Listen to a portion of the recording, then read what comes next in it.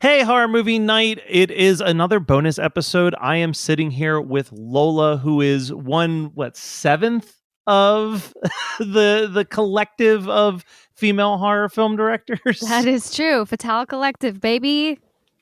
So I met Lola at the last, as far as I'm concerned, the last Fantastic Fest because it was in person. Right. And you had an amazing short. The whole collective had an amazing short actually that played. But now you've got another short that you're trying to raise funds for, Pruning.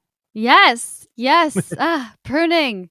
Thank you for talking to me about pruning, man. I'm very excited. I love the concept of this. Your Seed and Spark campaign video is so well done. It Thank really you. just sells what this is and the darkness of it. And I like that you're doing something that horror kind of shifts in and out of a lot. But from what I can tell anyway, I don't think that there's any supernatural anything about this. This is just real life horror being told through a scenario that probably could happen.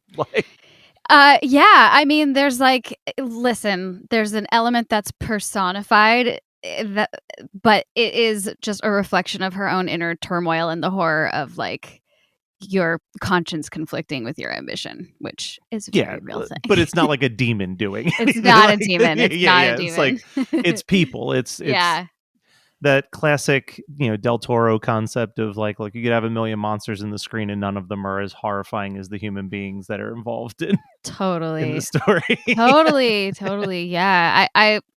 I'm always hesitant to say who it was inspired by, although it's obvious who it was inspired by. I can't imagine. I mean, it's been such a normal 4.5 years. I don't know why this idea would suddenly just come to you. Political commentator culture right now is in a very scary place in general. But yeah, there are a particular few people who I'm like, how do you, I don't think that you believe your shit. I truly don't think that you do. You just know it's what's going to get you followers and it's what's going to get you money, and you are how do you fucking live with that? And that's the question we're exploring. No, and I think that's a valid, because I think that we all go through that, right? Every time I watch anything about what's happening in this world, you're just like, you don't really believe this. You don't. You're just saying things that are going to get angry people angrier, right. And that's it. Right. They're just loud and people will listen, but is it worth it? No. Is it worth it? Yeah. I mean, to me, obviously the answer is no. Yeah, the answer is clearly no. But I guess this is the one question that I always have with this stuff, and I'm sure that you kind of wrestle with it too, is the people who might actually need to see this short are going to just flat out refuse to watch it on the log line. You know what I mean? I know. That's the fucked up thing. I was like, the point I'm trying to make is not going to land with the people that I want it to land with. But listen, maybe someone, I don't know, maybe there's some horror fan out there who just will watch any horror thing and will think about it. But I don't know. I can promise you from the 1-star reviews we've been getting over the last 3 or 4 years that there are horror fans that hopefully will stumble into this and maybe have their minds changed. But oh my gosh. Yeah, I got some troll tweets in response to me posting what it was about. I'm like, you guys, I mean, the thing is, regardless of what your politics are, I think the themes that I'm trying to explore, and my co-writer Jeremy Radin and I are trying to explore, are just in general what it's like to be doing something that you don't feel 100% right about, and that could apply to anyone. Of course I'm sure that happens with fucking Democrats taking corporate money that it conflicts with what they say they believe in. It applies to everyone. It's just that the particular culture I've chosen to comment on is one that offends people. Yeah. They're a good target. Yeah. They're a valid target. So at one point when I was watching the Seed and Spark campaign video, was this always intended to be a short? Because I feel like it could be a feature. Thank you. Yeah, we are talking about now turning it into a feature, because I do think there's room for that for sure. It's I've made shorts where I'm like, yeah, that doesn't need to be expanded, but with this I'm like, there's so much room to get into this character's backstory and why she chose this life and the slow process of degradation of her soul, you know? There's so many films that I love that you can take a simple concept and expand it. Like, did you ever see the movie Talk Radio? No. I'm trying to remember how I even stumbled into it. I had like this weird, I don't know about you, but with film, I'll go through a phase where I want to watch like 20 movies that all have a very similar theme. Yeah. And I had like a radio month where it was like, I just want to watch a bunch of movies about radio DJs. But it was like the whole movie takes place in a radio station where this like shock jock conservative radio guy is rambling and rambling and rambling. And then at the end of the movie, he walks out to his car and gets shot. Oh, wow. But it's like they never leave the radio station. Like you're just sitting there with him as he's like egging on different people calling in and getting people more riled up. And like he's getting the creepy calls from people saying that they're coming for him, but like he doesn't take it serious. Like, but it's like you could take this concept and not necessarily do like a 1-for-1, but like you can spend so much time with this main character over an hour and a half and build all of the brewing up. Because I think if you keep it to like 15-20 minutes, sometimes you're getting so quick to what the end goal is. Totally.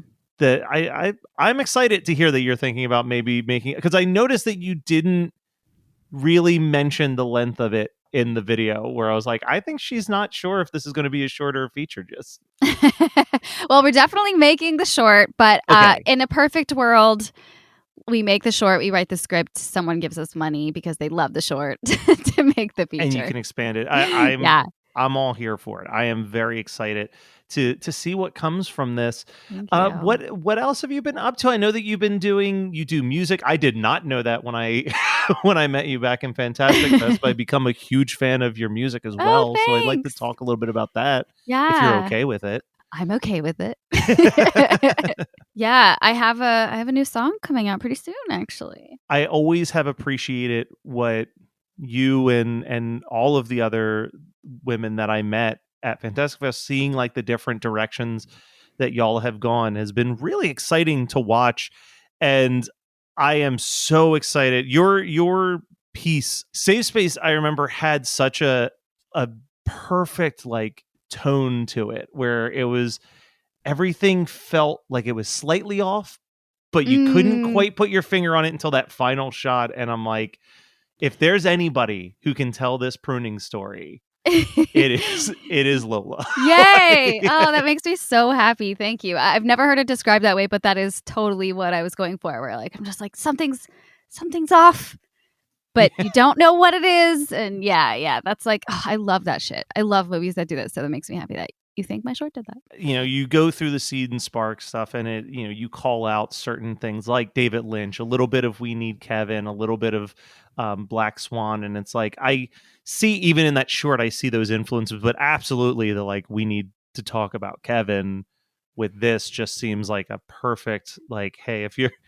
that's letting me know what I'm stepping into, which is a movie that I will probably love and also not want to watch too many times emotionally. Totally. Oh, Lynn Ramsey's such a freaking genius, man. If I can make anything like half as good as her movies, I will be very, very happy. I know that's like a common thing for me, is like there are these brilliant horror movies. Hereditary is a big one for me, where it's like, I think Hereditary is a masterpiece that I don't think I can ever watch again, because I do not like the emotions that it like puts me through. Oh, that is a rough one. Yeah. But like, there's also people who are like, they live for that shit. Like I have a co-host friend who's like, he watches Hereditary like on a monthly basis. He's like, oh, I love it. I love being like put through those emotions. And I'm like, no, thanks. Where do you fall on that spectrum? I can rewatch some pretty fucked up shit. I feel like I mean, I've seen Martyrs like 4 times. I know people struggle with that one, but like I would say that the only movies that I don't want to rewatch. Oh, here's one I actually don't want to rewatch. I don't want to rewatch Henry, Portrait of a Serial Killer. Okay. You've seen that one? I've actually, so here's the weird thing. I can't watch Hereditary. I probably watched Henry, Portrait of a Serial Killer like 1 million times. Henry, I discovered in college when I was considering doing film as a career, and like the way that movie works as a low budget, really uncomfortable film, I was like fascinated by. But I haven't touched it in like 10 years now. I feel like now I couldn't put myself through that. But well, I actually haven't seen it in 10 years, so I might feel differently about it now because I've seen so many more fucked up movies since then. But it reminded me so much of that movie, which actually played at Fantastic Fest when I saw you, The Golden Glove. I never got to see Golden Glove. So both of those movies, like, approximate a feeling of, I don't even want to say horror because that word means too many things, but just like pure like badness. So the phrase that I've been using a lot is like in 2022 anyway, like I don't have the energy for nihilistic movies anymore. And I feel like Henry Portrait of a Serial Killer is just pure nihilism, right? Like from front to back, it's just like there's just a feeling of dread and hopelessness from the start to the end. Yes. And you're like, this guy's never going to get caught.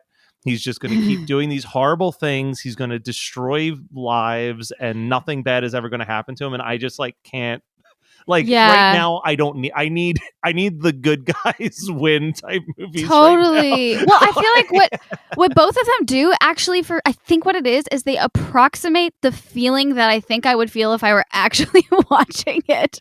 Like it feels so, especially The Golden Glove. That is like the most realistic, long, like one take, or at least appearing to be one shot, where I feel like the way I describe that movie, The Golden Glove, is that I feel like I can smell the smells of the decaying body because the detail and the texture of like every piece of the murder is just so visceral. And yeah, it doesn't, there's like no happy. No, and yeah.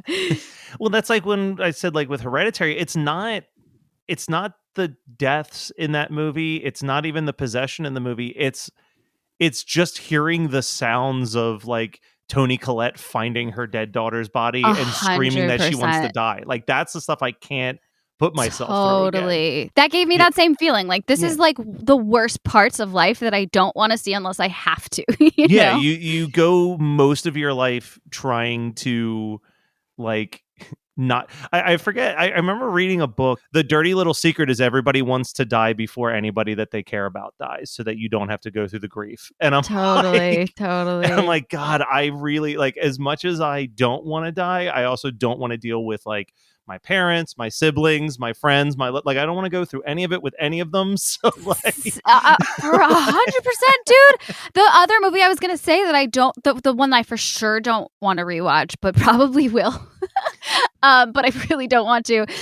Long story. I do exposure therapy sometimes. Is Amour, Michael Haneke's Amour, which is not horror. No. But it's horrific because it is about an older couple who are like they're deteriorating basically, and it's about this hyper real process of watching each other die, basically. What it's like to be old and you're and dying. Like, why? Like, I'm trying to avoid this at all costs. I do not want to see this old film. Brilliantly done though. Well, that's the worst part, is that most of them are like super well made. Yeah. It's like we were saying with Henry, like Henry is undeniably a well-made movie that I just have no desire to like want to sit down and watch right now. Yeah. I feel like those are the only ones though. Like I can deal with gnarly gore, I think, because I know it's like it doesn't give me the real feeling, you know. No, with very few exceptions. I think that this is a common thing. I hear a lot of people say it, but like Achilles tendons being cut and stuff will like get a reaction out of me because I don't like seeing it. Uh-huh. But like, you know, at the most, it's like the second time I watch the movie, I'm like, oh, let me go get popcorn at like just at the time that like I need to like turn away. But yeah, the gore never really. I feel like the gore was what I was afraid of before I watched horror movies. Like I was like, oh, that's something I'm really afraid to see. And then you see like Dead Alive or something. And you're just like, oh, I'm fine. Yeah. Now I'm like, oh, fuck yeah. Chop that fucking head off. Listen, we watch some shit on Horror Movie Night. That's essentially our podcast, is watching the worst of the 80s and 90s.